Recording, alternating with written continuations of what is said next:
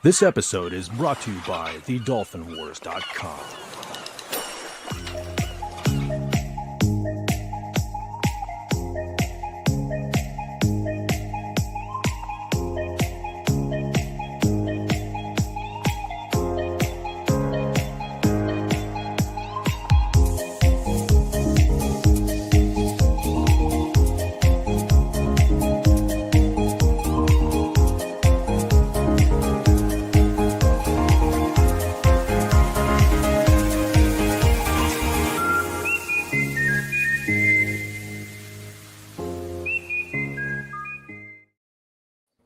Good evening, everybody, and welcome to King Dolphin TV. This is episode 379. I am Raymond. I am the author of the Dolphin Wars trilogy and the ruler of the greatest pod on YouTube.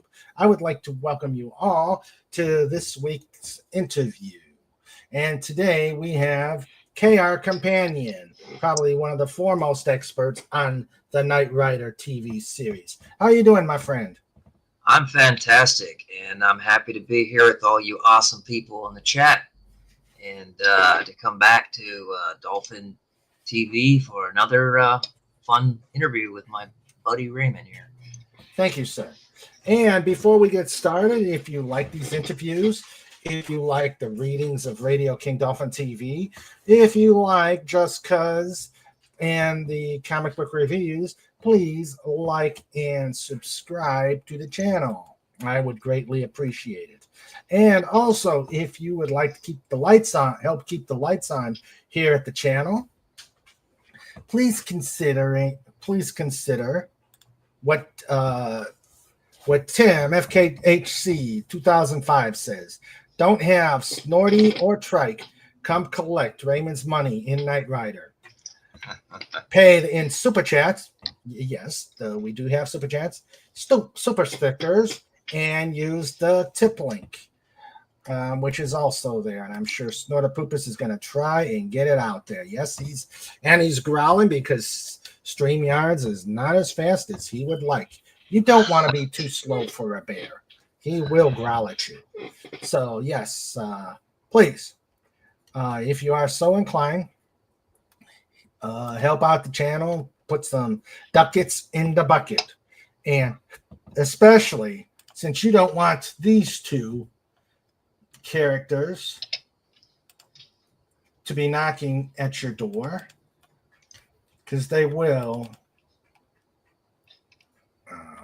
Let's see, 1 second. Because they will knock on your door. And these two have a very hungry look.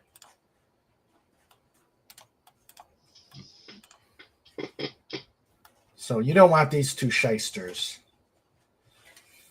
visiting the channel. Wait, did it not? Oh, man. Oh, don't tell me Gumby is going to start separating. Let's try again. Yeah, you don't want these two coming at your door. Knocking for money. Because they don't take, I will tell you for a fact, they do not take no for an answer. I'm assuming the polar bear doesn't take payment in Coca-Cola bottles either. No, I'm sure he doesn't either. Yep. So, yeah. All right. So, okay. So let me welcome everybody who is here right now. We've got our producer, Sandra. This is a King Dolphin TV in color and stereo where available. Sandra Feliciano production. We have Swift -1. Hello, sir. How you doing? We have Legatus Legionii. We have the aforementioned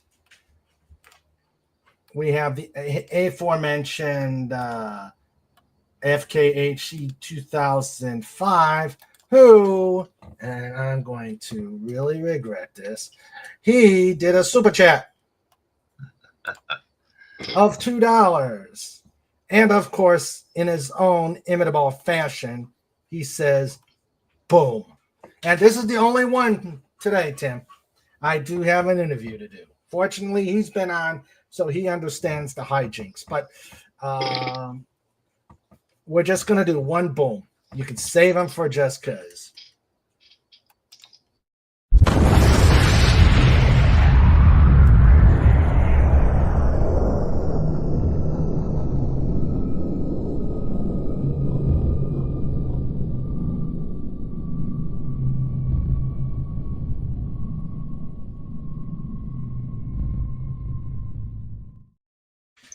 And there's the tip stream.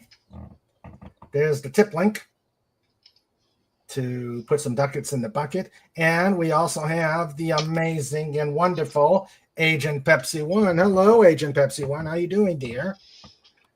Enjoying your vacation? And that's everybody here. Let me just do this. Superstars, all of you. Yes, the most amazing chat. The most amazing chat we have here on YouTube.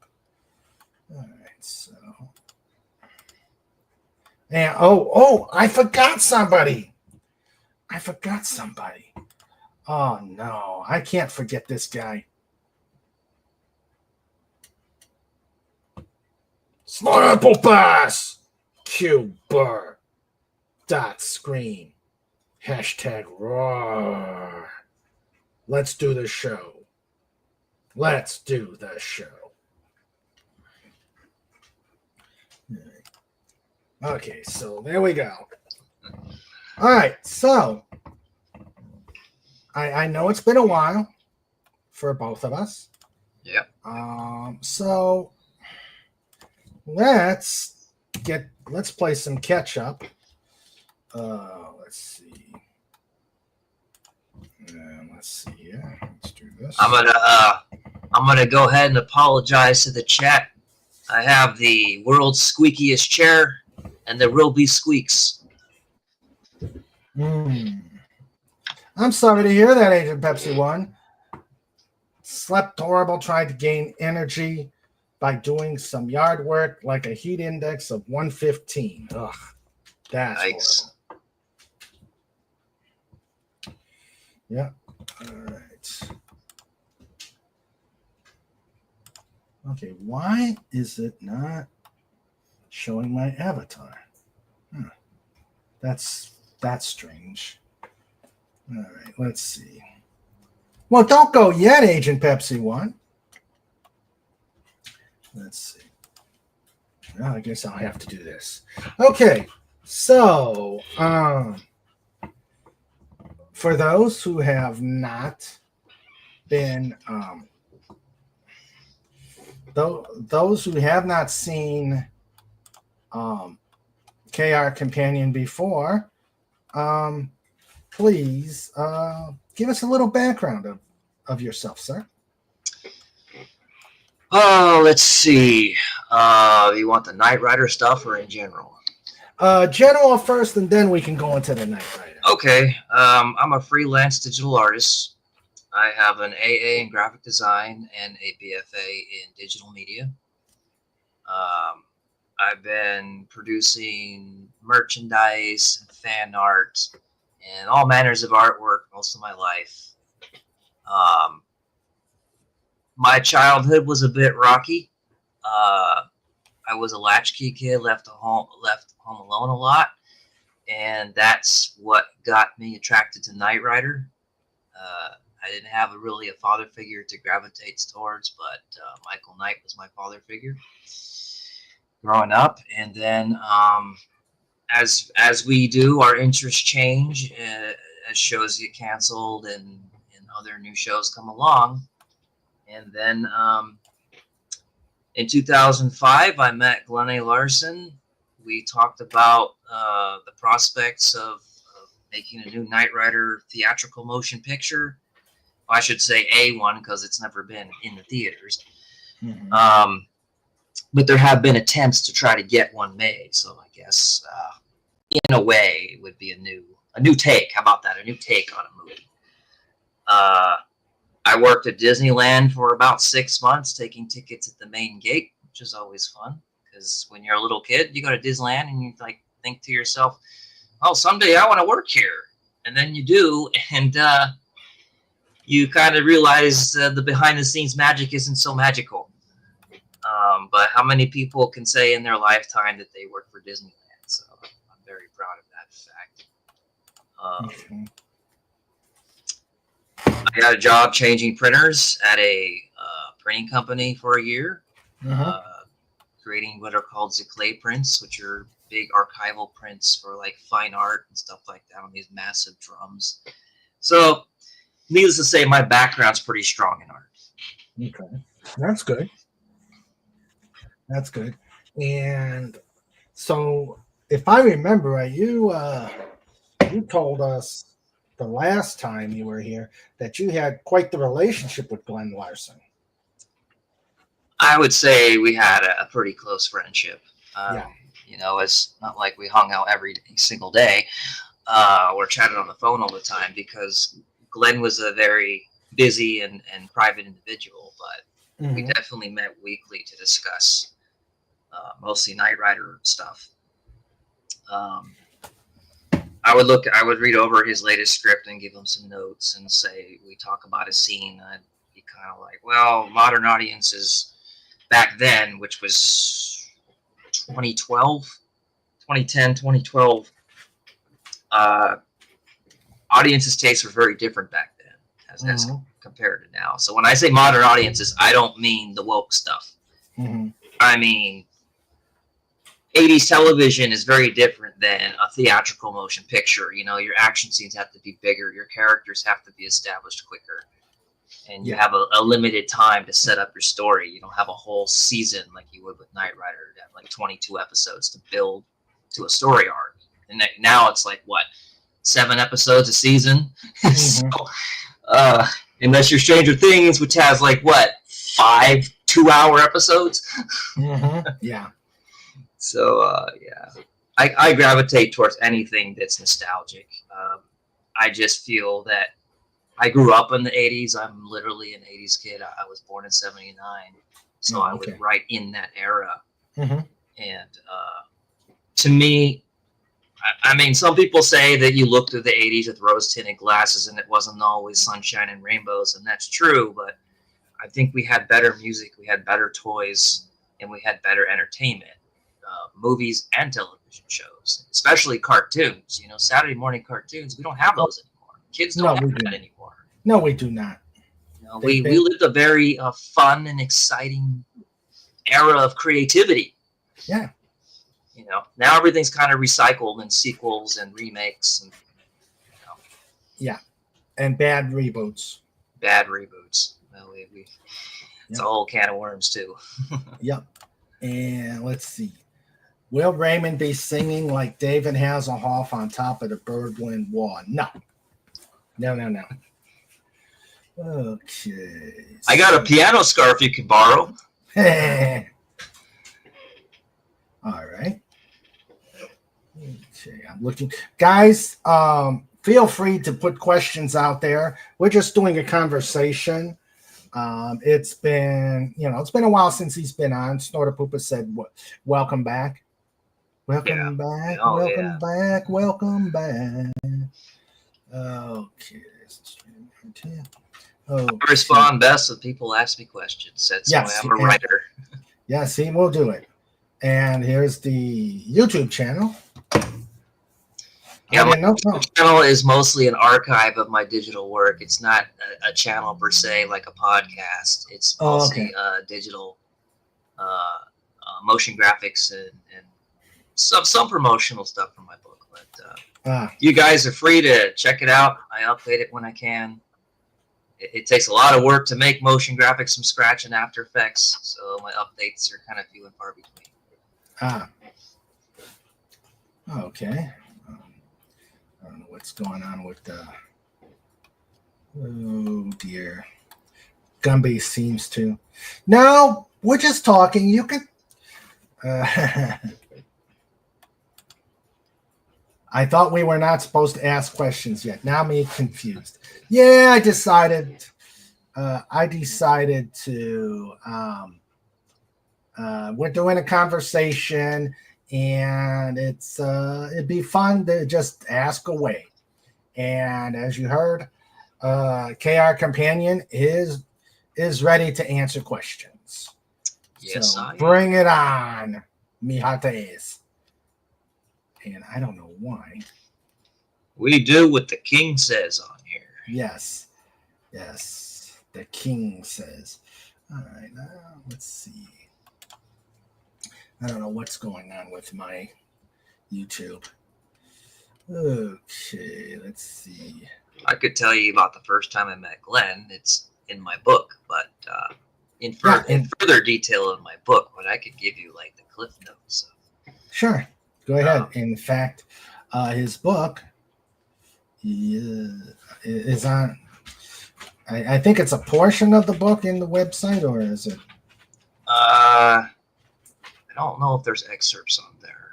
Okay. But you can definitely check out some pages on Amazon. They have preview pages. Okay. And if you watch my book trailer, you can see pages that are in the book flashing by, time and music and stuff. Okay.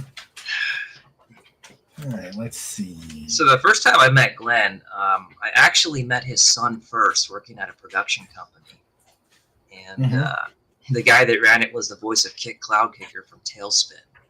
So it was kind of from Disney's Tailspin in the 90s and Blue the Bear and the airplanes and all that. So it was kind of an interesting, serendipitous occasion. So one day we're talking, and his name was James Larson. Glenn has 9 kids. James is one of them. And I picked up on the last name Larson. I had a feeling about it. And then he invited me to see a movie at his dad's house. And then he said what the name of the movie was. It was Serenity. Well, Serenity was coming out in the theaters that day. That was back in September 2005, if I'm not mistaken. Yeah. So I'm like, well, what theater are we meeting at? He's like, no, we're watching it in my dad's house. And that's when it clicked. I'm like, your dad's Glenn Larson, isn't he?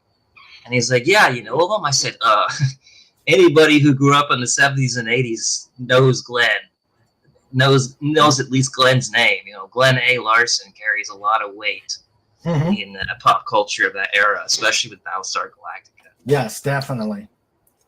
And there's other shows, Quincy, Alien Smith and Jones, Automan, The Fall Guy after Knight Rider. Glenn was a true visionary who was ahead of his time when it came to storytelling and looking at technology down the road, which is a big part of what Knight Rider was about. Because the things in Knight Rider that we have the things we have in cars today are inspired by the things that Knight Rider created. That was all fantasy. This idea of car phones and satellite networks and electronic manipulation of devices and self-driving and self-parking, AI voices and all of that great stuff. Yeah. Agent Pepsi 1 says 79 will be the end of the road. If you want horsepower overload, take it to the floor. Shifting gears, a red line, hear that engine roar by Sammy Hagar. Oh yeah, good music. I can't drive 55. And Snorter Poopa says some of the cars were better looking too. The 80s Firebird and absolutely, and Trans Am especially. I have an 03 Mustang. Oh, and it's black and it has a GT body. It's a regular V6 because I'm not Michael Knight on the road, but it's my kit car. I have a license plate frame on the back, a vanity frame that says I'd rather be watching Knight Rider.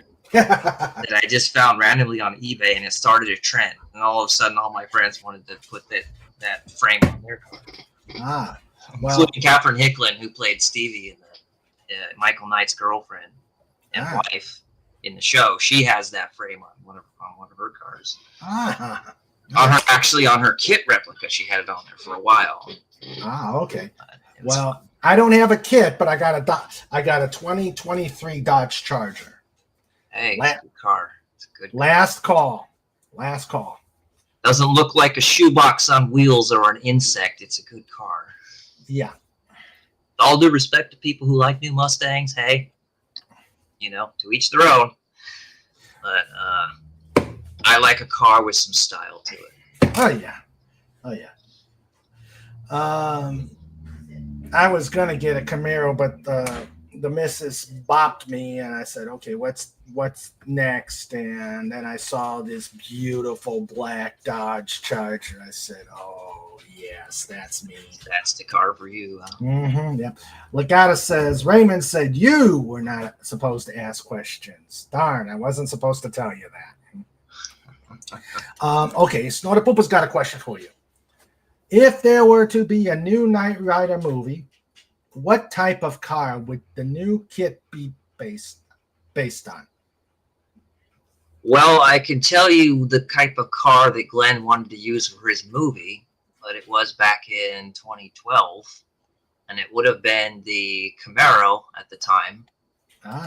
Because much like when he fell in love seeing the Trans Am before it was released by Pontiac off the production line, when he saw the concept Camaro at the Detroit Auto Show, he was like, that's it. That's what I want for Kit. Mm-hmm. And then, because to him, it was the natural progression of the Trans Am. You can't get a Trans Am anymore. So what is closest to a Trans Am is the Camaro. And then he tasked me with the job of trying to turn the Camaro into what kind of the spirit of the original Trans Am, turning it black, putting a scanner in the front, adding new style hubcaps and stuff like that. Which all of that is in my book. There's pictures in there and everything. Okay. But to answer your question, I personally would go with the Camaro. I would not go with like a Tesla or a hybrid or whatever, because I just don't think it looks the part. I think that Kit has to have some style and sexiness to it. It can't look like a shoebox on wheels. Well, then look at Mopar. Look at a Dodge Charger 2023 black. There you go. Let's see. Charger was actually one of the things that we were looking at for a possible Kit. When the Camaro was taken over by Transformers in 2007, was it? The Michael Bay one? When the movie came out, there was kind of a conflict with using it because now it's been used in a movie. But then they changed it for the sequel, Revenge of the Fallen, and because they changed the deco and the style, basically the Camaro design was back on the market again. We went back to it. We also deviated to an Acura NSX sports car concept at one point. So they were different. Even though Glenn wanted the Camaro, he did consider alternatives because he couldn't have the Camaro at the time. And then, the opportunity came along where he could get the Camaro again. So we pivoted to the Camaro, and that's where we left off. Oh, okay.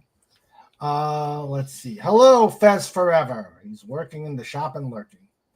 Legata says, "Hey, Fez." Legata says, "Kit has a unique steering wheel that only a few others car own used. Why didn't it catch on more?"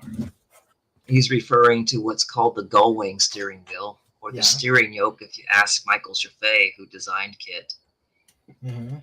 The simple answer is that when you're a guy, the edge of the wheel can bash into your nether regions, and that can be a problem if your seat is not low enough or you happen to be a tall guy like David Hasselhoff. The other reason is some states require a certain amount of space on the wheel, or they don't allow you to use those wheels, or some people just prefer using a regular steering wheel. the fact that it's not like a natural steering wheel and it takes a little more effort to drive with because you have two places to hold on to and nowhere else. It can be a bit of a learning curve, but it is definitely safe to drive with it. I've seen many kit replicas and replica owners driving it with not an issue. But I will definitely underscore that if you're a guy who's relatively tall, it can interfere with your junk. It now remind me, is it like an airplane yoke that kit had? Yes. Okay. Michael Chaffee designed the interior of kit to kind of resemble an airplane cockpit. Okay. A lot of indicators and buttons, physical buttons, and indicator lights and status monitors. And the steering yoke was very much inspired by airplanes. Okay. Turbos for extra acceleration. That too.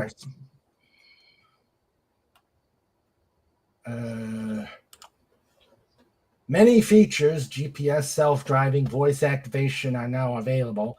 What other features from kit could be available soon? That's a good question. Color shifting paint could be available, like nano technology color shifting paint. I don't mean like paint that changes colors in the sun, depending on how it's lit. One of the things that we were exploring with kit in 2012 was electroluminescent technology, which is used on airplanes to tint windows with the press of a button. So you can go from transparent to opaque. I don't know if that technology is that available for vehicles now? I think it is. Which one? Electroluminescent technology. It's just window tinting, electronic window tinting. Oh, okay. No. I know that, like I said, I know planes use it. I'm not sure if cars use it yet. Yeah. I guess. Well, that is probably. I'm sorry. That's also probably got to do with some legality, because I know there are some states that outlaw that make it illegal to have the fully tinted windows. It could be, but if you have that technology, you can adjust the level of tint on your windows. Okay. Tim says, would it be a kit bash then? Oh, hey, I love puns. Keep them coming. Yeah. I once had a 1987 Firebird and then bought a 2000 Firebird. That is history too.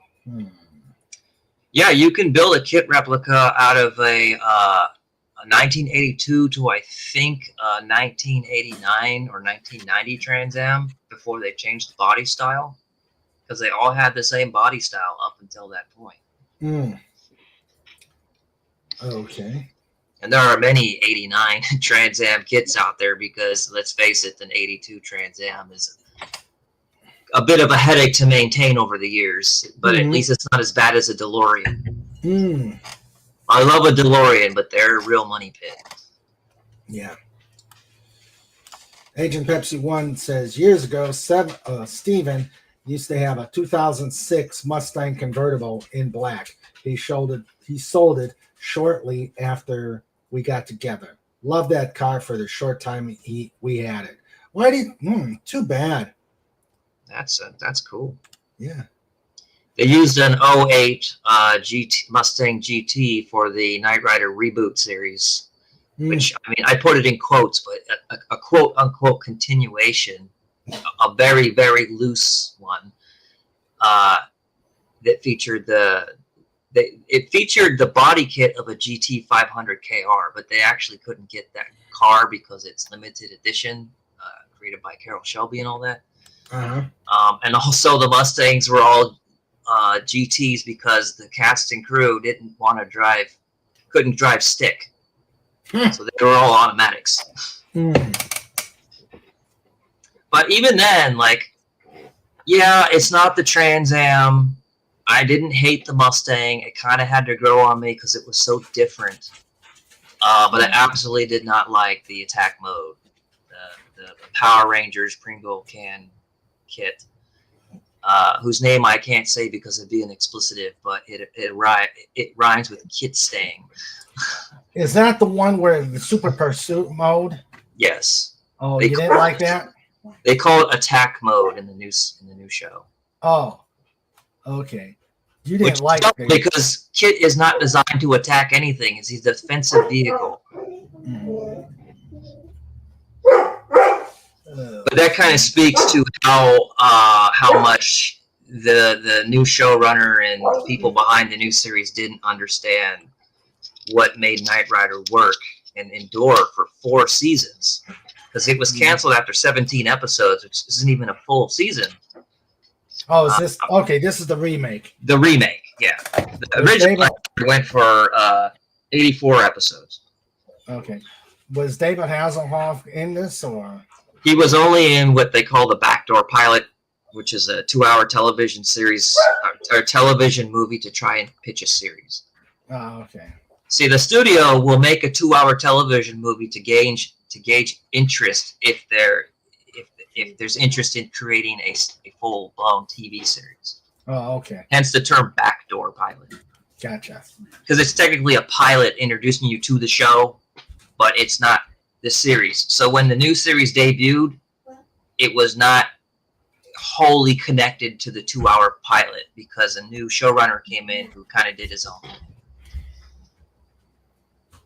Okay. That's how it works in the entertainment world. I learned all that from Glenn.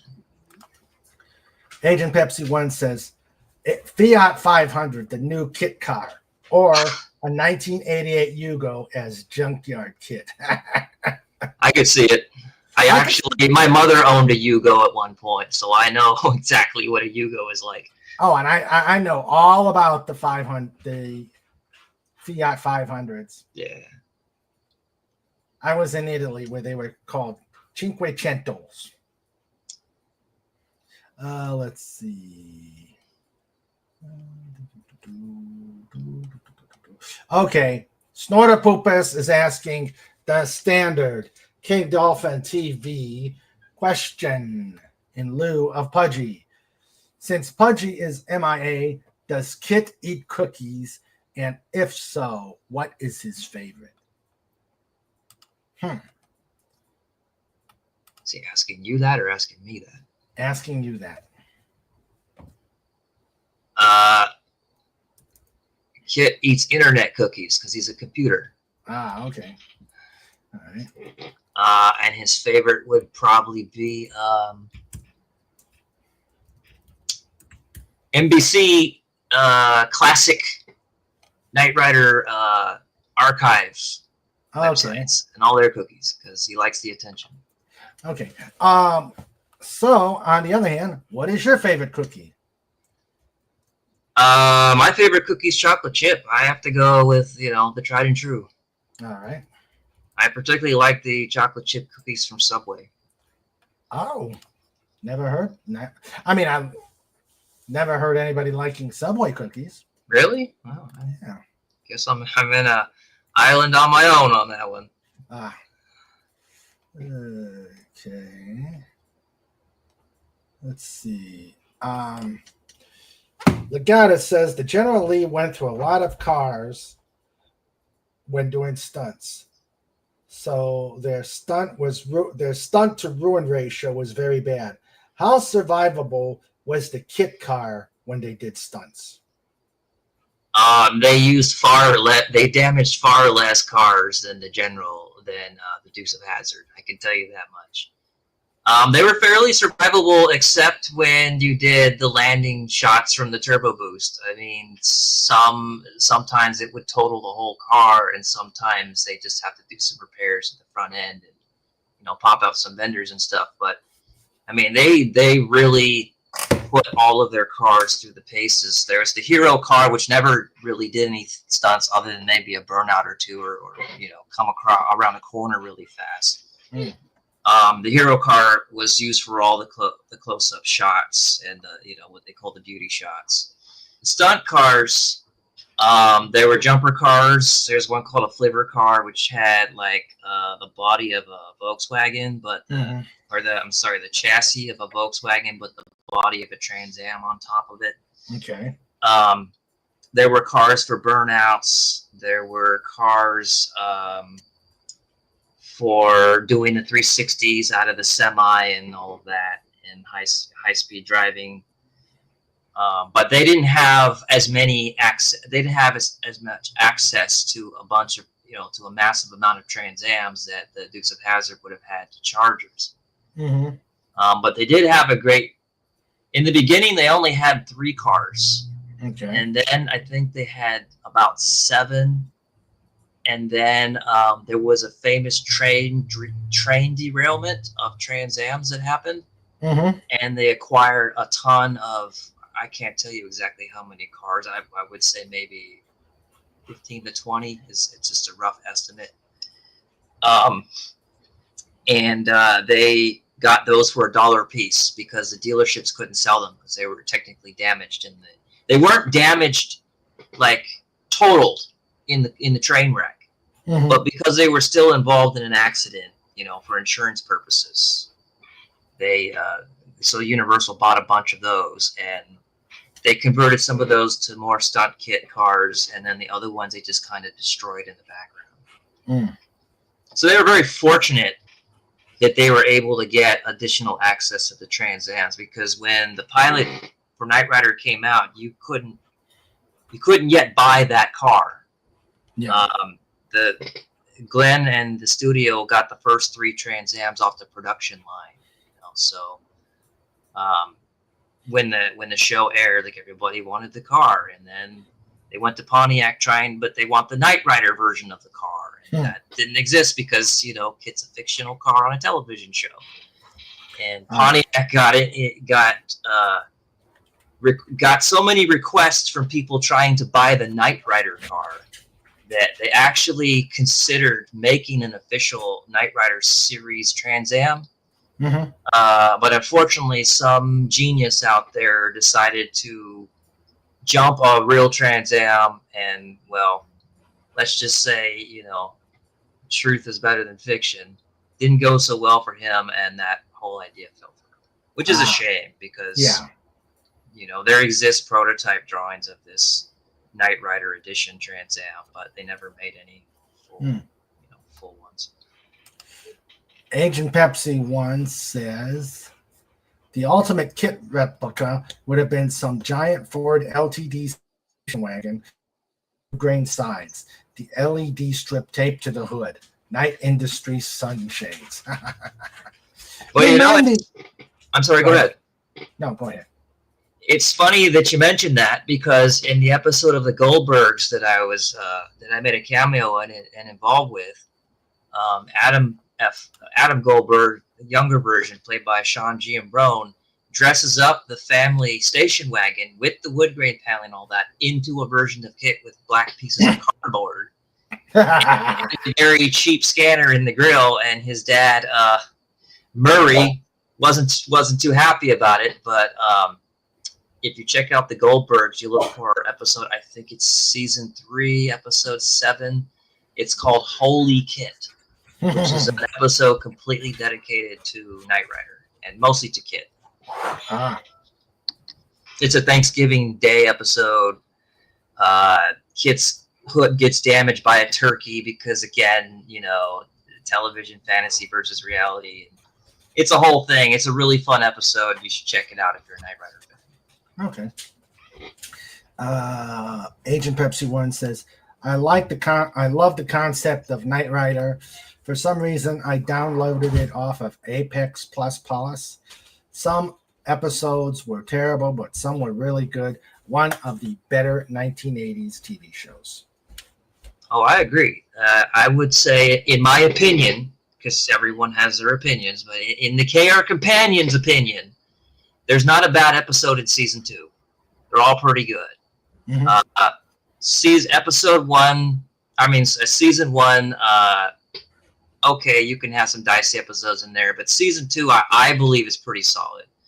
And then when you get into season 3 and definitely season 4, yeah, I do agree. There's definitely terrible episodes, and the episode that I dislike the most is called Night Song. It is a challenge to sit through. Let's just say that. and I'm not fond of it. But my favorite episode is Kit versus Connor from okay. season 3. All right.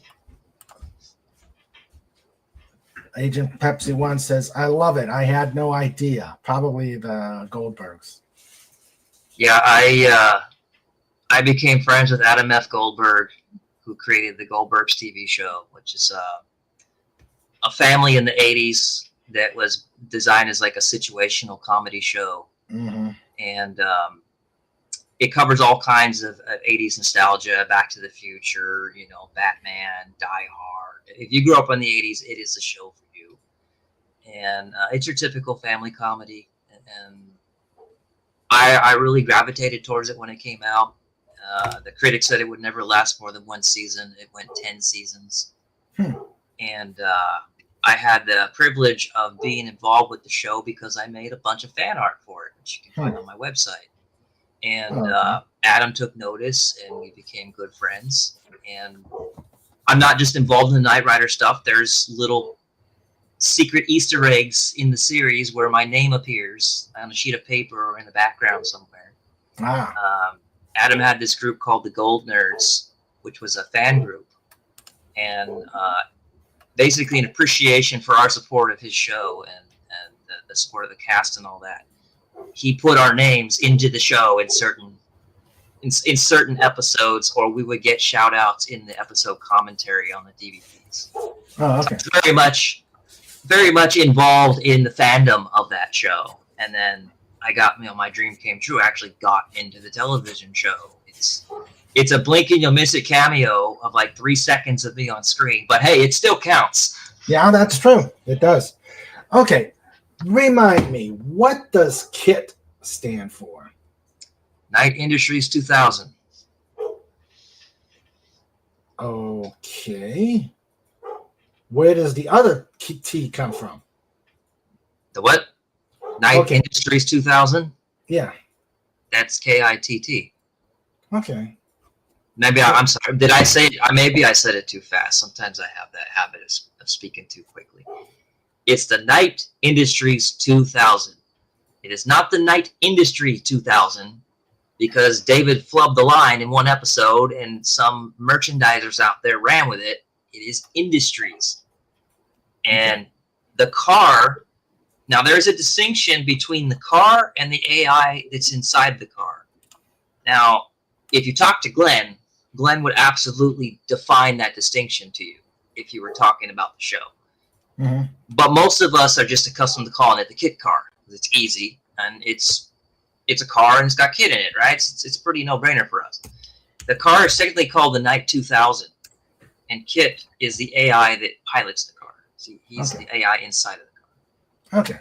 But because William Daniels made the car feel like a character, everyone who watched the show just considered KIT a character. Okay. William Daniels was the soul and voice of KIT. And for him, he recorded everything in a studio, but for the audience on screen, it's like KIT was the costume that William Daniels put on, to deliver his lines in the TV show. Okay. Let's see. Hello, Max Redstone, who says, "Hi, everyone." Hello, Michael. Hello, Max. Okay. Agent Pepsi One says, "I'm texting with Steven. He's in Memphis getting ready for a flight. He says that a boy he graduated high school with in 1986 drove a KIT car. Very expensive for a high school student at the time. Trans Am." Oh, it definitely was, yeah. Yeah. And then there weren't a lot of replicas back then either, because getting parts to customize your car, those are all custom made. You had to go to replica parts makers. Mm-hmm. Nowadays, they're still out there, but like the golden years of Knight Rider was more 2000. The other Knight Rider fandom was more like 2007 to like 2010, 2012. Okay. There used to be a really strong fandom, a lot of websites out there, but then when everything gravitated towards Facebook and all that, those kind of forum boards sort of dried up. Okay. Okay. Max Redstone asks, what's your favorite upgrade transition for Kit? My personal favorite was the one Night of the Drones. That's a good question. I like the pyroclast. I can't.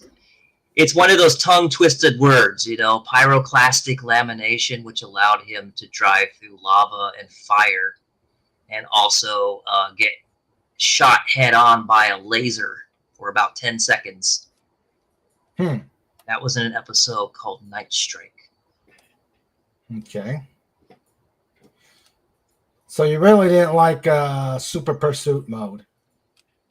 I'm not a fan of Super Pursuit mode, but not because it looks stupid. It looks like a transformer. I get that all the time. I wasn't a fan of it because Kit can't turbo boost in Super Pursuit mode, and Kit could already drive fast. So the idea of having him drive even faster was just kind of redundant to me. I mean, it looked all right. I didn't hate it. I understand they want to do something different with the car, but just give me the original. Upgrade the interior, upgrade the defense systems or whatever. I'm a happy camper. But that's what they call the jump the shark moment. For a lot of fans, that they're not very fond of season 4. But there are actually people out there who love the Super Pursuit mode car. So I mean, the nice thing about Knight Rider, much like the original Star Wars, there's always something you can like as much as there's things that you dislike. There's something for everybody to like. It's an all-inclusive television show. Okay. I'm trying to get get a screen print or a present screen of your website, and it's acting up. This is live TV, folks. This is live. All right, there we go. Oh, there we go. Yeah. Let's see. I like the convertible mode, but I don't think he could turbo boost in that either. Yeah.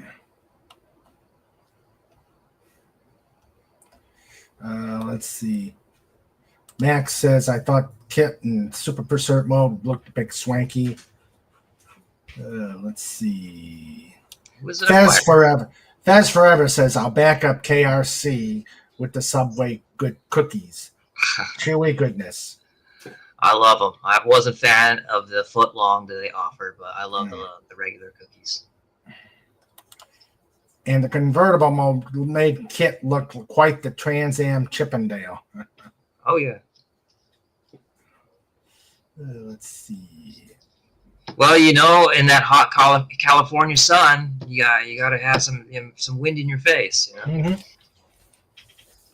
How David managed to do so many episodes wearing a hot leather jacket under the lights inside the car and the California sun and all the other things that go along with it, man. He was a real trooper. He really committed to the role. Did you ever meet David Hasselhoff? I have met David several times. It's kind of an interesting question because there's 2 experiences with David. There's the Hoff David, which you will get maybe 30 seconds to a minute to talk to him, and he's over the top comedic. That's his character thing. And then there's David when he's more soft spoken and sort of in private. I met David.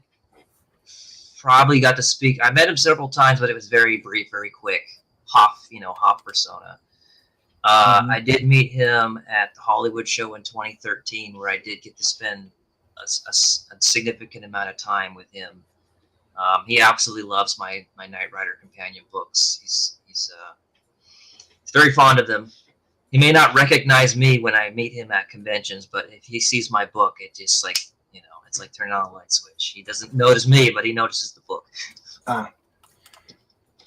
Snort didn't have a car till late in college. My first vehicle was in high school was a motorcycle, 73 Suzuki TS 250K. Oh, wow.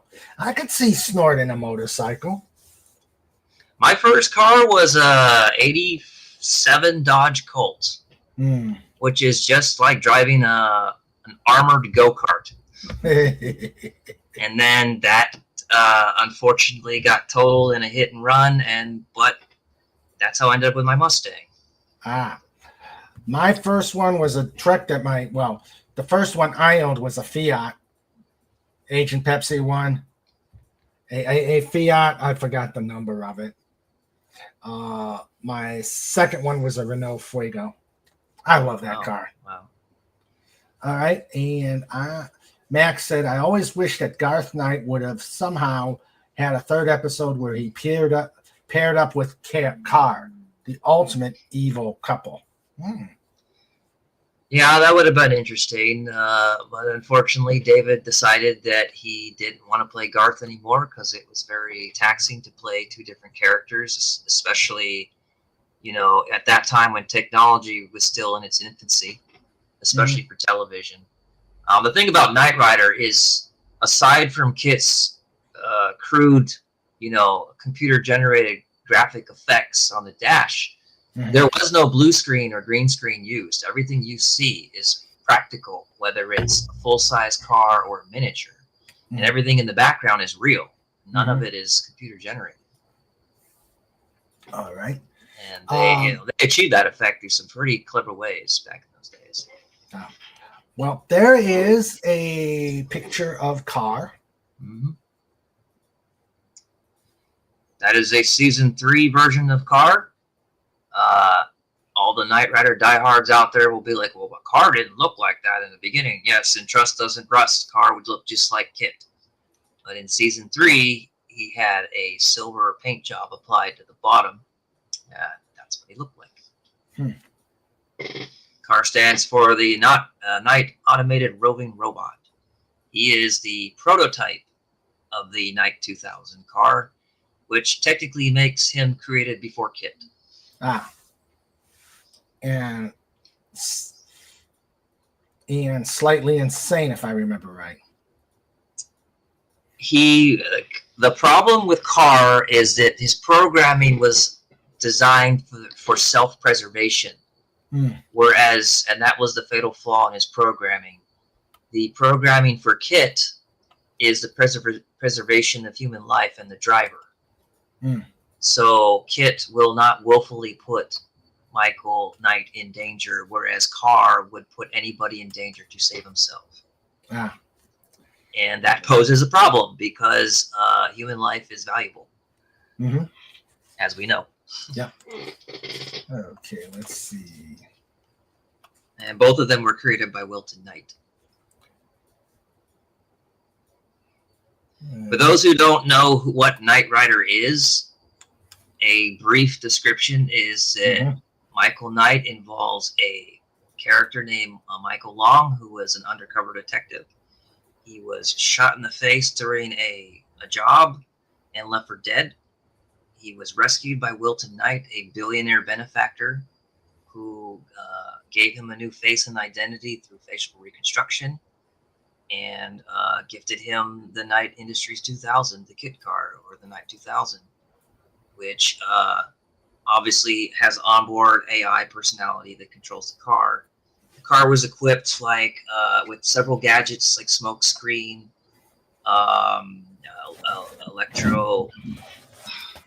electro manipulation. It's called micro jam. Sorry, I'm old. That's why I made a book. Sometimes you have brain farts. The car was protected by a protective shell called the molecular bonded shell. It was a near impervious alloy that was impervious to gunfire, crashing through walls, crashing through fences, mostly vulnerable to higher, rockets and tank artillery. But for the most part, the car was virtually invulnerable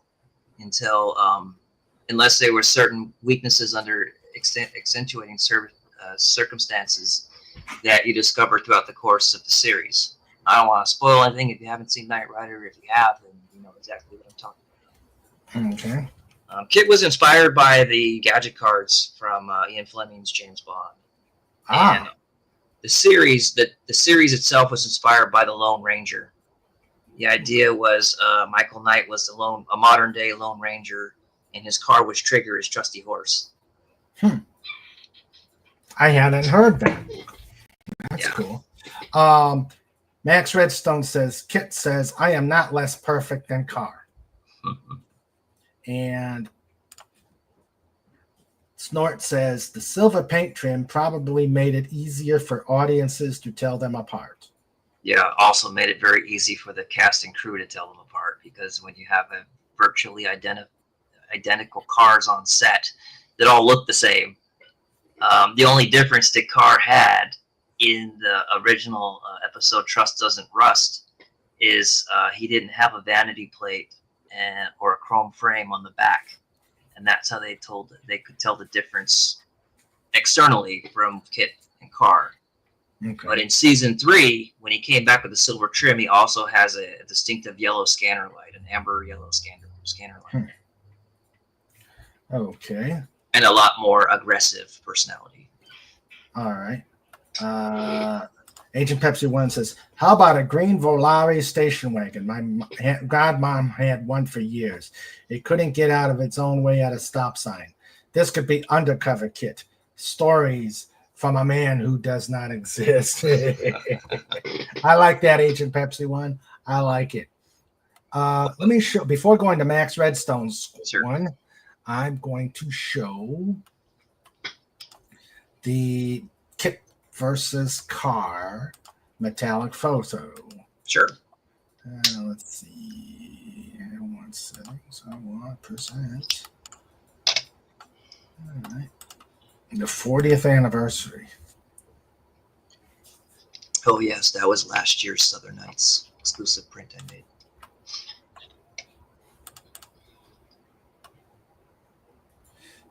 Okay. Southern Nights Atlanta. Ah, there goes. Okay. I do all my own graphics, all my own promotion. Mm-hmm. So you can see my artwork at play. I designed all the logos on there, including the logo for Southern Nights Atlanta, which is a annual all-night event where a bunch of Knight Rider fans get together with some special guests and replica cars in Georgia, in Duluth, Georgia, and just kind of hang out and share our love for the TV series. Okay. Let's see. Max Redstone asks, what do you think was the most, or what do you think was the least practical, most ridiculous regular system Kit had? My opinion, the passive laser restraint system that explained the lack of seatbelt usage. Yeah, Kit didn't have seat belts except in the pilot. Ah. Mostly because, as I understand it, it interfered with the cameras. It interfered with the interior of the car, which is, the lighted dash was the star of the car, along, obviously with David Hasselhoff and all that. Mm-hmm. Well, from a story standpoint, it's not impractical, but from a realistic standpoint, microjam being used to open safes and unhook handcuffs, unlatch handcuffs with electronic signals was a bit far-fetched. Mm-hmm.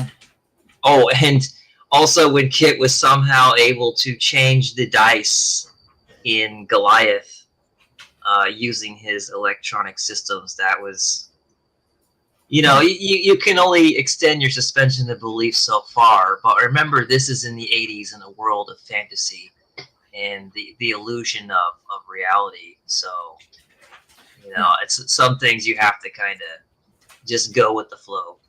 Mm-hmm. Snort says, how about Kit's grandmother? based on the car from My Mother the Car. Yeah, that's true. The networks were very concerned that Knight Rider wouldn't take off because of that show. But fortunately, Glenn proved otherwise. So, yeah.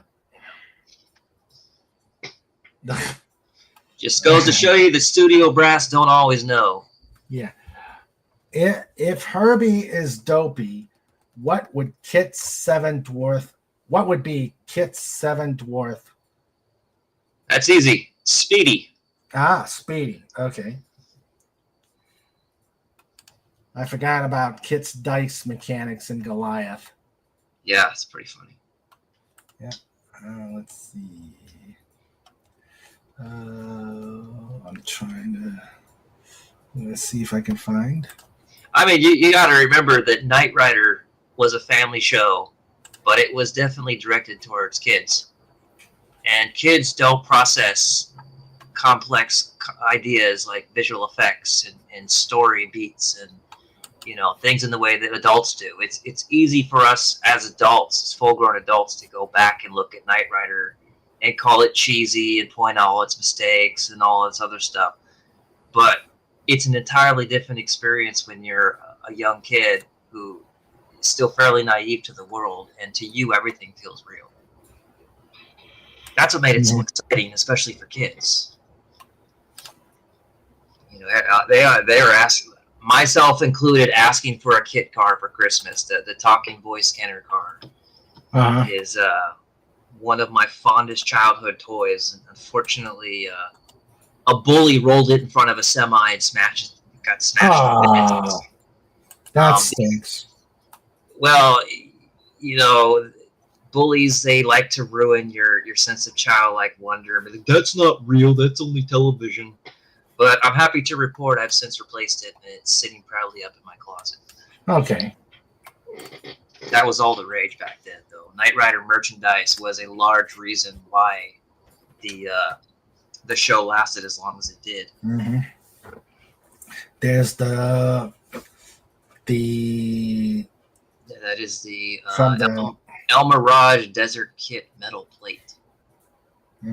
You see, it's very tiny because that's printed on solid aluminum sheet.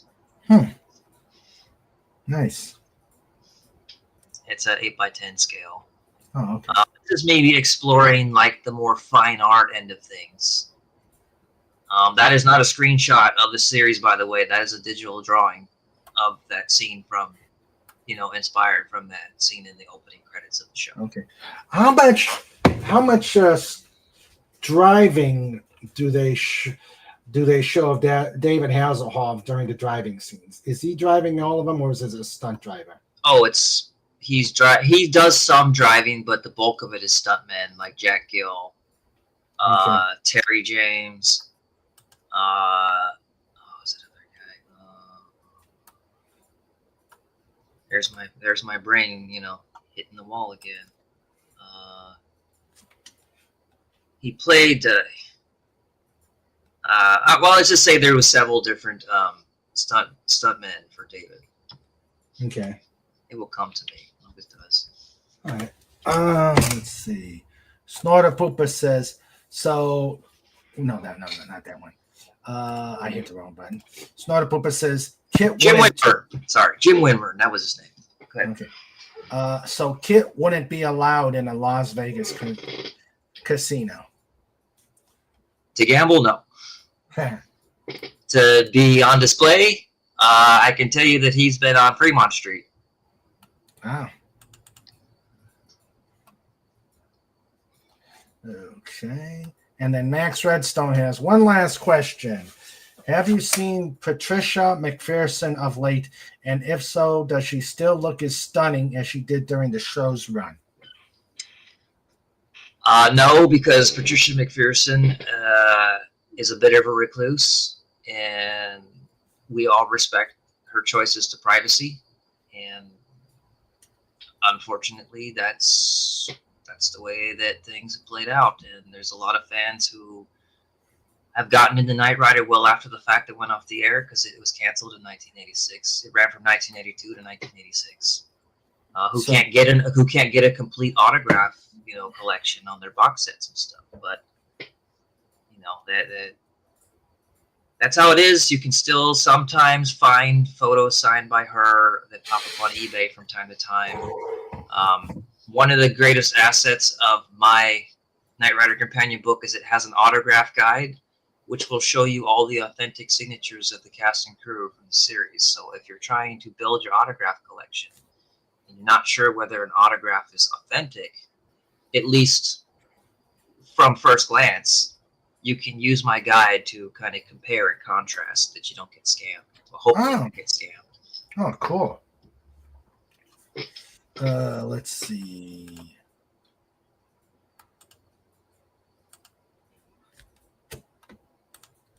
And here is.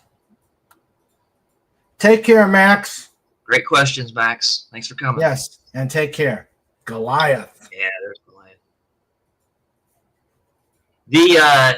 The thing about Goliath is that at no point at all has there ever been official artwork of Goliath. And he's such a popular creation from the show, next to Car. I mean, every toy company will make Car and Kit because they can make a repaint of Kit to create Car and save money, double their cost or whatever. I get it. But there are other great vehicles from Knight Rider that deserve toys too. And I believe like Goliath is one of them and the Knight Semi is the other one. And I created this because there's no good screen accurate artwork of Goliath out there. Let me guess. That's Kit's Cars Transport? No, that is Garth Knight's vehicle. Goliath is the antithesis of Kit. Everything that Kit isn't, just as Garth is the antithesis of Michael Knight. Oh, okay. So if Kit is fast and speedy and high tech and self-aware and has freedom of choice to do things, then Goliath is a slave to Garth's power, has no free will, is big, bulky behemoth, drives slow but hits hard. Okay. And Goliath was also covered by the molecular bonded shell, so that's what made him such a threat. I never knew about Goliath. And he also in the episode Goliath, he had roof-mounted rockets. Okay. One thing that Kit's vulnerable to is larger armaments like rockets and missiles. Okay. So he was a pretty good foe for Kit. Okay. Goliath and Car are probably the most known repetitive vehicles in the Knight Rider series, and the most fan beloved, really. Okay. All right. You could, if you want to, you could pull up the image of the Semi. Let's see. I'll tell you a story about that. Okay, I'm looking now. The Semi was a #1 request people have for artwork, bar none, because there was a model kit that came out that looks nothing like the show. There's never been a toy. There's never been any official artwork out there. There's never been there's not a lot of fan art out there, and there's never been a screen as much as possible working from DVDs and Blu-rays, mind you. Screen accurate representation of this vehicle, of this very famous vehicle from the series. You have the poster up there, or the photo, or just click on the first image, so you get a close up of it. Okay, there's that too. The very first one. There you go. That's good. So this, if you're not familiar with the Knight Semi, known as the Flag Mobile Command Center, not the Flag Mobile Command Unit, like some people call it. It was the transport that would prepare Kit on the road when Michael and Kit were off on the road across town on missions, and they couldn't be at the Flag HQ. FLAG stands for the Foundation for Law and Government. That was a private organization that Wilton started under the Knight Industries banner. That was ran by Devin Miles, who was kind of like the father figure, grandfather figure of the group, the wise British voice of reason. Mm-hmm. That is part of the FLAG team that took care of Kit and helped Michael on his missions. There was Patricia McPherson played Bonnie Barstow. She was Kit's technician and mechanic. There was April Curtis, who came along in season 2 when Patricia briefly left the show. And there was RC3, who came into the show in season 4, an African-American gentleman played by Peter Barrows. And they all kind of, it took a team to complete these missions. But they also left Michael alone so he could be alone. A lone crusader has to be alone to handle things. And this particular transport is black and gold in the show, mostly known to be black and gold in the show. In the earlier episodes, it was gray and it was white. But the black and gold is iconic. If the General Lee is the iconic vehicle from Dukes of Hazzard, and Kit is the iconic vehicle from Knight Rider, and if the Semi is the iconic vehicle from Smokey and the Bandit, Mm-hmm. then this is the iconic Semi from Knight Rider. And inside it had computer systems and repair equipment and an overhead drop-down analyzer. And what Michael would do is he would pull up in the back of the Semi, a ramp would come down, and he'd pull up in the back. And then Kit would have the repairs, and they discuss the mission stuff. And then once Kit was repaired, Michael would back Kit back out of the Semi and do a 180 to go the other direction while the Semi, kept driving. So it allowed Kit to be repaired while the truck was in motion. You didn't have to have the truck stationary, and that's what set Knight Rider's headquarters and stuff apart from other shows at the time. Cool.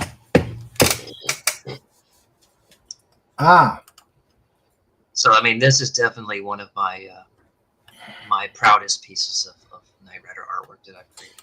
Now, how did you draw these? Was this all computer aided? It starts in Adobe Illustrator. I take a screenshot and I trace over some of the details that I can see, and then I have to research all the details that I can't. Mm-hmm. Just looking at other pictures, a great deal of creating good artwork is the research process. You spend a lot of time just coming up with the idea. And when you're doing something that's detail specific, like something from a TV show, and you want it to look like it appeared on the show, you have to do a great deal of research. And, go to forums and find pictures and screen. You can't just have screen captures. You got to go beyond that, Mm-hmm. And then if it's a color, if I'm putting Kit in color, then I do it in Photoshop. And I also clean up some of the lines in Photoshop. So primarily, the end game is that most of my artwork is done in Photoshop at a higher resolution, so it can hold up to being enlarged or sized down. Because if you're an artist, you'll understand that vectors are very unforgiving to work with, and it's a very tedious process. It can take anywhere from a month to 2 months, depending on how detailed I need to get. Because if you got a bigger version of the Semi print and the Kit print, Mm-hmm. you can't see these details in the 8x10s. If you get the full poster and you go under the magnifying glass, you can see like every nut and bolt is in there. It is as accurate as I can get it to the finest detail. That's just as an artist, I'm very detail oriented. Mm-hmm. Good stories about William and Daniels during the production. Yeah. Did you read that super chat already, or did I just do your job for you? I'm sorry. No, that's fine. Were there any good stories about William Daniels during production? The only one that's the most famous is that William Daniels and David Hasselhoff did not meet each other until the famous NBC Christmas party. Oh. William Daniels recorded all of his lines in a booth by himself. And then on set, David would have Kit's lines read to him through a walkie-talkie, or what they call a script girl. So another good story is that Kit used to be on display at Universal Studios back in the 80s up until the early 90s. There was a display over a lagoon where you could sit inside Kit and he would talk back to you. And they did this through basically a walkie-talkie microphone system where someone would sit in a booth that's hidden away with a camera and could see inside the car. So Kit would spontaneously interact with you through like an impersonator. And the William Daniels story I have is that at that very same Christmas party, apparently there was a Kit car on display that was, for the first part of the party, was playing an audio spiel. Watch Knight Rider on television. Some of my features are blah, blah, blah, turbo boosts, ski mode, whatever. At some point, William Daniels actually sat behind a curtain with a microphone and a camera and interacted with kids in that Kit car that was on display. And Universal saw the popularity of that, and lo and behold, that's how it ended up in the theme park. Oh, cool. One of my friends owns one of the screen used cars that was on display at Universal Studios. My friends, the Knight Rider historians, AJ Palmgren and Joe Huff IV, they have an awesome YouTube channel. Check them out.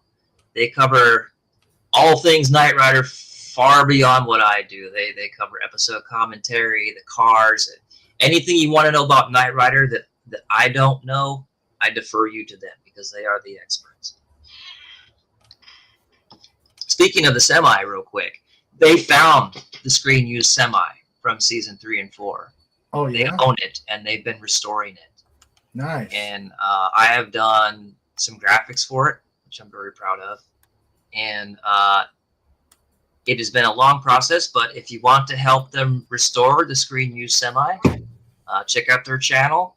They have a Patreon. They have GoFundMe. They sell merchandise. Every penny helps. And I myself have donated quite a bit to the cause.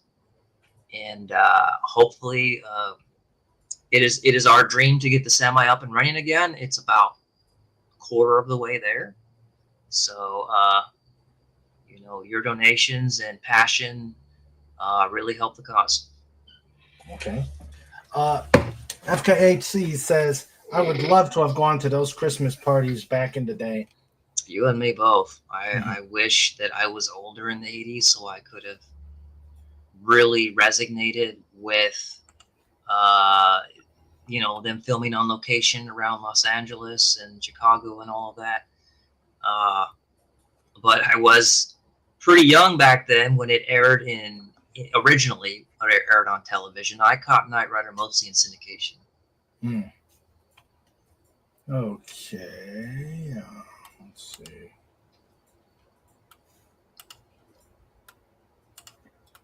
He also has a copy of the manuscript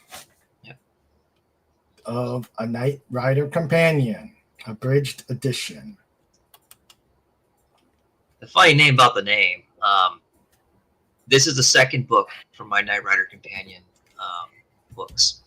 The first one was kind of telling the story of Knight Rider through NBC photos and screen captures and promotional materials. This one, the abridged edition, is a lot more personal. It's through my eyes. It's my experience of the story of Knight Rider, not just the usual spiel of how it was created and all of that. The Q&A with the cast and crew is in there. It lays all the groundwork for that. But it also includes my personal experience in the Knight Rider fandom. My new artwork's in there, updated content. It is not just a reprint of the first book. It has a lot of elements from the first book, but it has a bunch of new material. It's 100 pages longer than the first book. So you're probably asking, why is it called a bridged edition? Well, originally it was just going to be a rehash of the original book, which is out of print. And that one is in color. This one is in black and white. Because the original book was self-published. This one is actually published by a company called Black Pond Press. You can get it on Amazon or anywhere online books are sold. Okay. That's my shameless plug for the broadcast. The abridged edition basically started out shorter, but then as I put the book together, I just put everything but the kitchen sink in there. So there is some content that is not in this book that is in the first book. So I say that abridged edition, it's shorter in some ways and longer than others. Okay.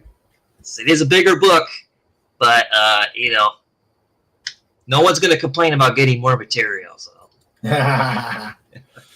as you know, as an author. Mm-hmm. Yes. And here's Snort. He said, I heard the story that the studio, that's what he was talking about. Mm-hmm. I heard the story that the studio tours had a kit car and a recording impersonator hitting in the tower used in the Warlord movies. It would interact with the tourists. Somehow I have my doubts, and you've already debunked that doubt. Yeah. Okay. All right. So we're going to need a bigger book. There you go. Yeah. That reminds me of a very interesting fact for you guys. The very first mention of One Man Can Make a Difference, which is the tagline for Knight Rider, was actually in the movie Jaws. And it is spoken by Chief Brody. Okay. How cool is that? Yeah.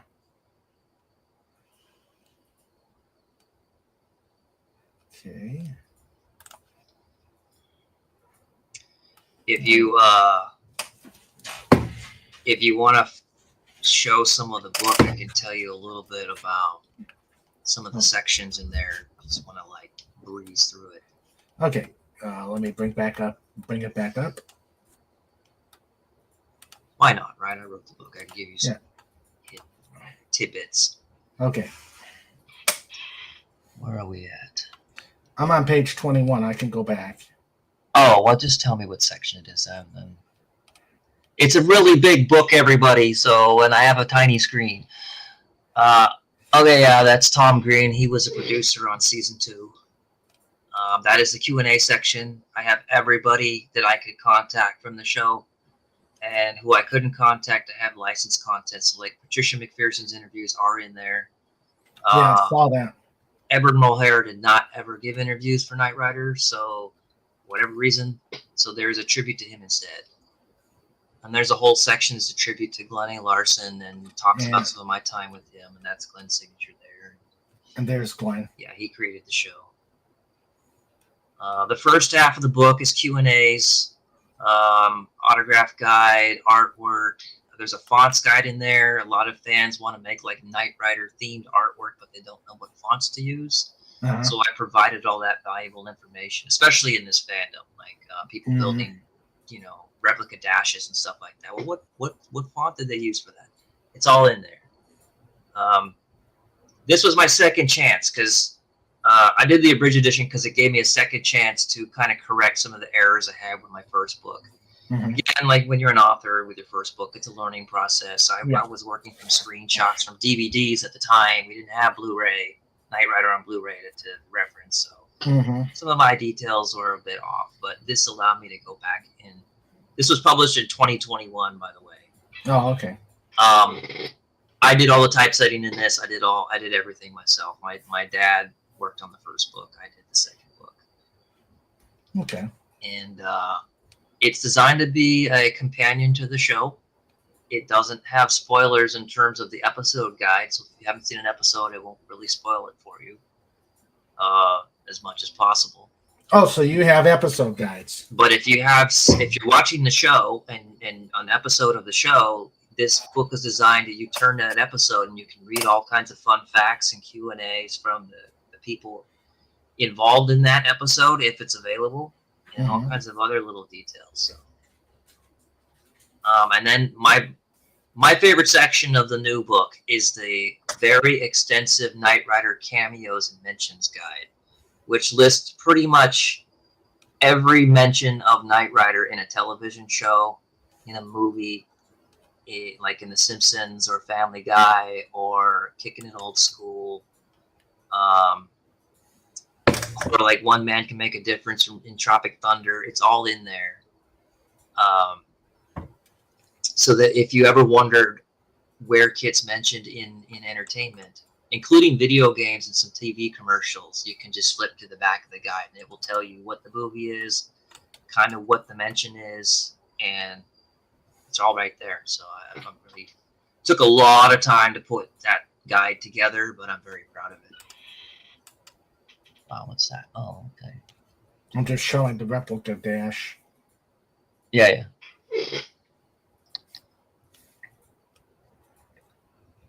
That one. Yeah. Let's look at that. The bottom one is a replica. The top one, I believe, is a screen use dash. Okay. Okay. Can't really tell what the steering wheel looks like, what the yoke looks like. There's a good picture of it on that bottom image there. The yoke didn't really change that much. It just added grooves to the side and some triggers. Okay. But as you can see, there's not much to hold on to. You know, at 6 and 12, there's nothing there. Mm-hmm. So you're kind of stuck at what, 9 and 3? Yeah. But it's still safe. You could still drive on the road with it. It's just, it takes some getting used to, from what I hear. I don't have a replica car myself. I get asked that all the time. And my official answer is all my kits are digital. You know, I have plenty of digital drawings of Kit. It's just not practical for me to have a replica. It would sit under a tarp in the garage most of the time. Mm-hmm. But because my kits are digital, anyone can put them on their walls. You know, they just have a lot more versatility.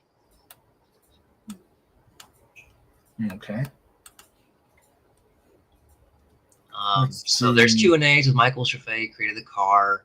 There's Q&As with guest stars from the series, the cast, crew, the main cast, some of the guest stars, some of the writers and directors.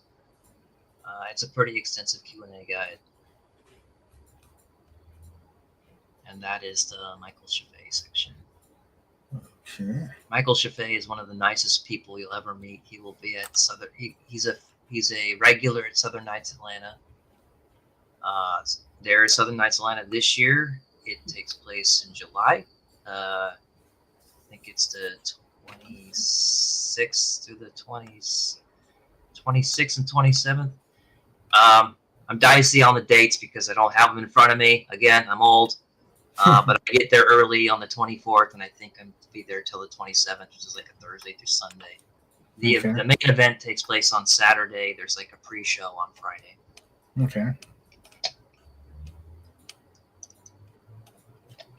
It's run by my friend Mark Pewitt.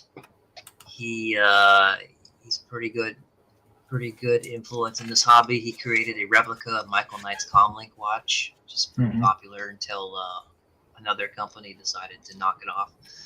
But he was the first one to make replica Comlink watches available, and Knight plates, the Knight vanity plates that will always be featured on the back of Kit. Okay. Hello, Gary Ambrosia. 25th to the 26th. Those are the dates. Okay. There's a picture of Kit. Yes, that's based on a promo picture, but it is actually enhanced by me. There is no scanner or grills in the original photo. That's the magic of Photoshop. Mm-hmm. And if I do my job right, you won't even tell it's been altered. Okay. Hail, Gary Ambrosia.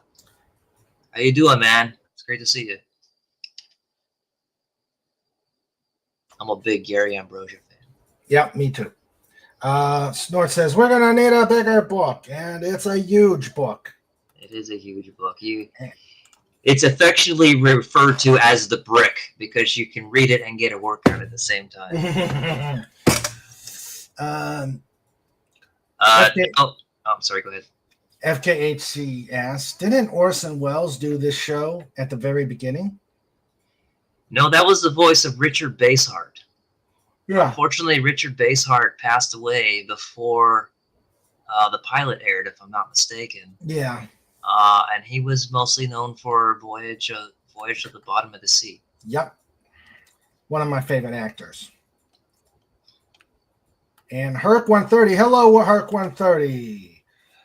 He said, I just saw the car last week at the Peterson Museum. That is my friend Joe Huss, one of my friend Joe Huss cars, and that is a screen used car. It's actually used in the show. Okay. All right. Hail Gary. All right. Let's see.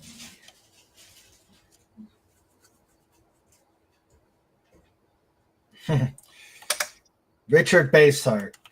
Yeah, Richard Basehart also played Wilton Knight in the pilot. Oh, he did? Yeah. That's his voice. Thanks, Gary, and you take care. Check out Pop Culture Breakdown. Yeah, it's a great show. I love Doomcock. Oh, yeah. He's too. like a brother. He's a solid guy. Very knowledgeable, very entertaining. Mm-hmm. Yes. Don't miss Friday Night Frolics either. Yep. Well, I don't. I'm a wrench. Oh, I know. I see you in there. Oh, there's the chat link for Pop Culture Breakdown. Make sure when you go there, you do Pod Raid. Oh, yeah. Make sure you do a Pod Raid. All right, let's see. Let's see. Any other questions out there? Ask away. Yeah, ask away. All right.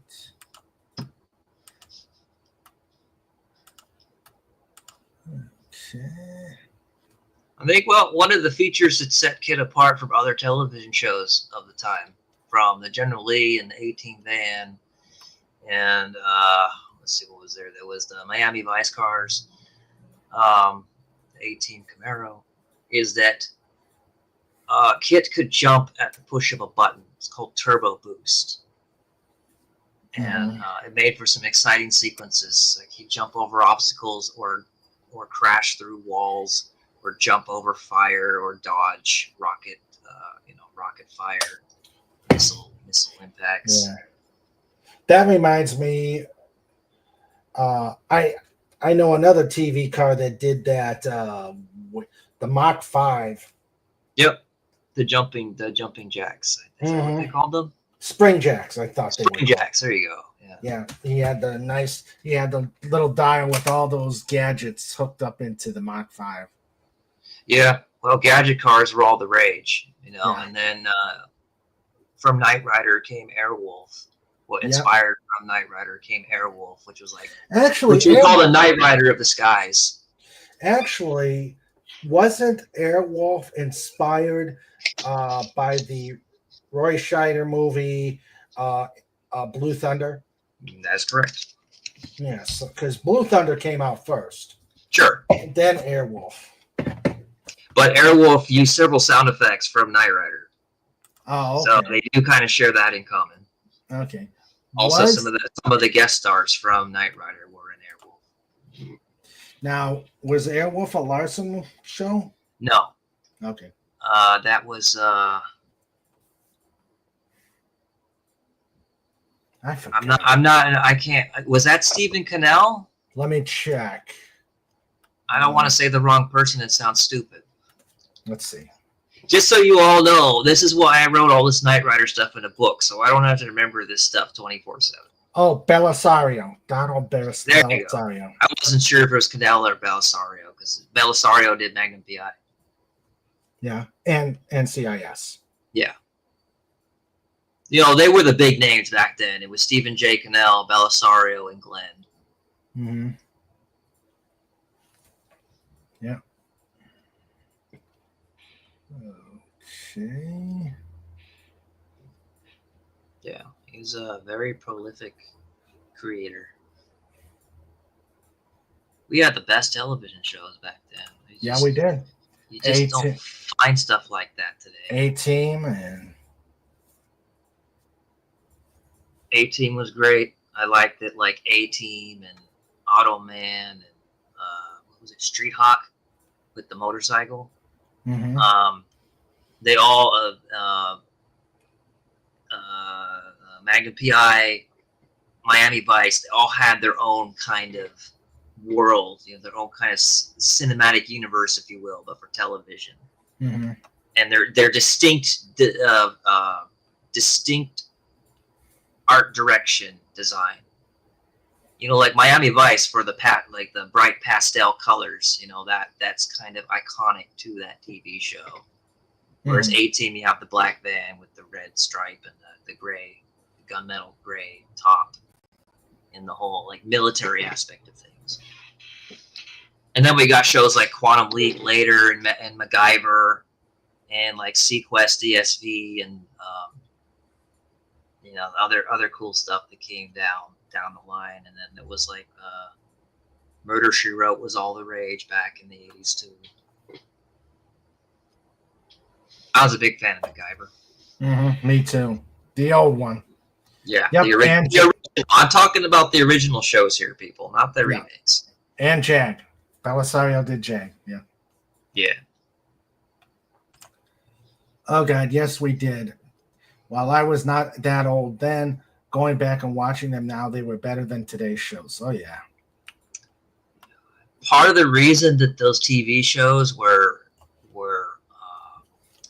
what's the word I'm looking for? Were, I guess, timeless to a degree. Let's not talk about the cheesiness or whatever. Let's just talk about from a story standpoint. The reason those stories resonate, like Back to the Future and Indiana Jones and E.T. and Jaws and all of that, is because visual effects were in their infancy, and you had to sell the movie based on the story in order to make the effects work. You need to use the effects to tell the story. You don't use the effects to make up for the story. Mm-hmm. Nowadays it's like there's no story, but there's all kinds of eye candy. I'm pretty famous for saying I prefer substance over spectacle, and some people prefer the latter. But if I can't get emotionally invested in the story or follow the characters and the stakes, if the story has no stakes, the character is invincible all the time, never loses a fight, or is like a Mary Sue character who's good at everything and never learns from failure, and those kind of archetypes, I can't get into it. And I don't care how polished and impressive your visual effects are, or how seamless they are. It's always gonna fall short for me. But if you have a strong story and you don't have the best effects, but I can get emotionally invested in the story and understand the stakes, and there's this term called "keep it simple, stupid," which as writers we understand that concept. You can gain a lot more mileage than just becoming the flavor of the week. Because you get to a point, like with Marvel movies, for instance, they start to all kind of feel like the same. Yeah. Visually speaking, sometimes from story standpoints, it's just kind of like been there, done that. They've lost that like distinctive visual identity, like I mentioned with the TV, the 80s TV shows, where it's the same art department, it's the same design, it's after a while it just gets kind of boring. But again, there's people who love Superman, love James Gunn stuff. They love, the Snyderverse, the James Gunn verse, whatever. To each their own. I respect everyone's. See, I enjoy the right to how do I phrase this? I prefer to have the right to enjoy pop culture on my own terms. Mm-hmm. I don't want the freedom to enjoy pop culture on my own terms. I don't want someone lecturing me, telling me that I need to be better, or I have to do this, or I have to support this or that political lean or belief. I just want escapist entertainment. And a lot of other people do, too. And that's why stories that feature escapist entertainment tend to endure longer than stories that are more designed for modern audiences. You know, the buzzwords that go around. Right. And that's why nostalgia sells. Nostalgia sells way more than modern merchandise, by far. Yep. Let's see. Snort says, let's go here. Oh, God, yes, we did. Well, I did that one. Herc 130 said, I sent you a pic via email of Kit in the museum. Yeah, I'll put that up. We can do all these neat special effects, so write me a story for them. Well, and then you've got the whole, AI and chat GTP debate. And Knight Riders in the Tommy Westfall universe, St. Elsewhere. I'm sure it is. Jar Jar Abrams is infamous for using glitzy special effects to make up for a total lack of a plausible story. That is so true, Snort. Yeah. I enjoy his earlier work, but I think that his biggest weakness is he doesn't know how to end a story. He doesn't know how to finish it. He knows how to start it. He doesn't know what to do after he started it, though. Yeah. There it that's is. the Peterson. Yeah. Yeah. I believe that is my friend Joe Huss' car. It's on loan to the museum, and it's going to be going back home, I think, in the next couple months. So we better get out there and see it while you can. Okay. All right. It's a beautiful car. Yeah. I'm not sure. I don't think that's the car I rode in. There, my friend AJ also has a kit replica. I think this might be the. At Southern Nights Atlanta, Joe brought his screen used car to the show, and I was. If you search for the YouTube video, I think it's on YouTube. I was privileged enough, the opportunity came along to actually take a ride in the car. And I have been in every. So now I have been in every. I've been in a screen used car from all aspects of Knight Rider except for Knight Rider 2000, which was a big red tomato Dodge Stealth designed to look like a Pontiac Banshee that is the red-headed stepchild of Knight Rider for most people. And that was a continuation TV movie called Knight Rider 2000 that came out in '99, I believe. That was a continuation of the original series, where it brought back David Hasselhoff and William Daniels and Edward Mulhare. Okay. Not a great TV movie, but if you're curious, check it out. Okay. Did JJ learn that from Michael Bay Transformers? Yeah, Gaddis is asking Snort, and then Snort asks, if I put that car in my parking space, would anyone notice? They are both black. Depends on or not the scanner was turned on. All right. Well, KR, this was great. I enjoyed this totally. I had a wonderful time, and it was nice to just have a conversation and not. And it's been too long. Happen, but that's life, That's as sincere as it gets. Yeah, it's been too long since you've been on, and I hope to bring you back on another time. Oh, I feel a lot more comfortable this time than the first time, but I'm told by my podcast friends that the more you do things, the easier it is. Yeah, you'll be back. I know you will. Yeah, I'll definitely be back. All right, so now it is time for show notes. And you may recognize somebody here. Sure. It's time for show notes. It's time for show notes. Yeah, with Mr. Raven and Sandra too. It's time for show notes. We're bringing it on. It's time for show notes. You've all been warned. It's time for show notes. All right, first off, we're going to do the Snortopopus good night message. He says, take care of every human, dolphin, dog, Dalek, ferret, eagle, hedgehog, and lowland street Tenrec. TM, a wholly owned subsidiary of the dolphinwars.com. All right, and let me show you said Tenrec. Okay. Direct from Snortopopus Cuber. Oh, that's kind of an odd-looking critter. Kind of looks like a possum. Yeah, very small possum. Yeah. All right.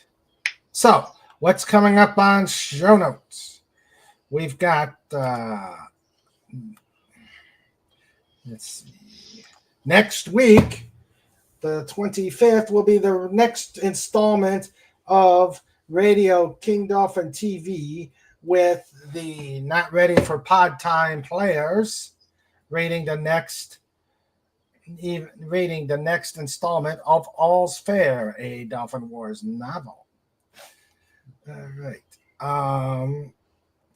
Snort says it's almost as odd looking as me. You're right. You're a very distinguished bear. I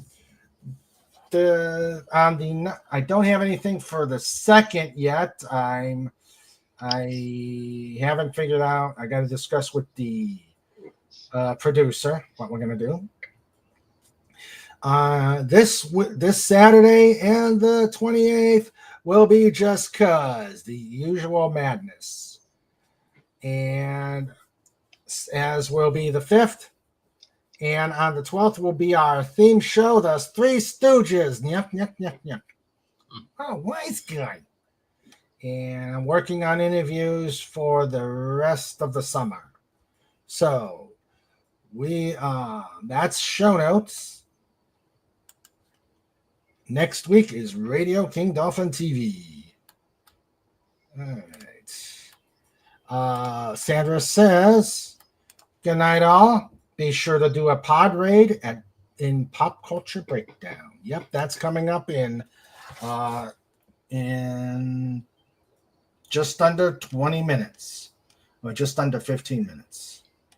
So, Yep. What stooge would Snorty be? Ooh, I don't know. Let's see. So let me thank everybody who's been here. We had Herc 130. We had Swift -1. Okay, I want to make sure I caught everybody, not the guests. Oh, we had Gary Ambrosia. Yep. Make sure you check him out on Pop Culture Breakdown. Let's see. Make sure. Okay, those are the guests. All right. Okay, and now my ace lifeguard corps. We had our producer, Sandra, and you heard him in the background, so I got to record him. We had Trike, the dog. Yeah, he is definitely he is definitely a well-known dog here at the pod. Okay, did I? Yeah, I did. All right, so we had Fez Forever. Thank you for being here, my friend. Snort says, I'd be furry. And hail the trike. We had the lovely. Well, we had Fez Forever. We had the lovely Agent Pepsi 1. We had FKHC 2005. We had Legata's Legion I. we had Max Redstone. And finally, last but not least,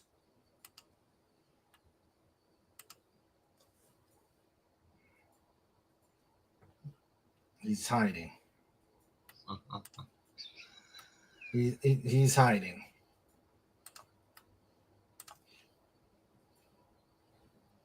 Snorter poopers! Cooper. Dot scream. Hashtag roar. Ah. Nice show, Snort. Can't wait to see you as Furry and the Three Stooges. Take care, everybody. See you Saturday. All right, so that is it, everybody. We are out, huh? Huh? I said, and we are out. Yes, everybody. Stick around, KR, in the back room. Sure. So, everybody, you have a great night. Pop Culture Breakdown is momentarily. We will see you on Just Cause on Saturday. Let's make some waves.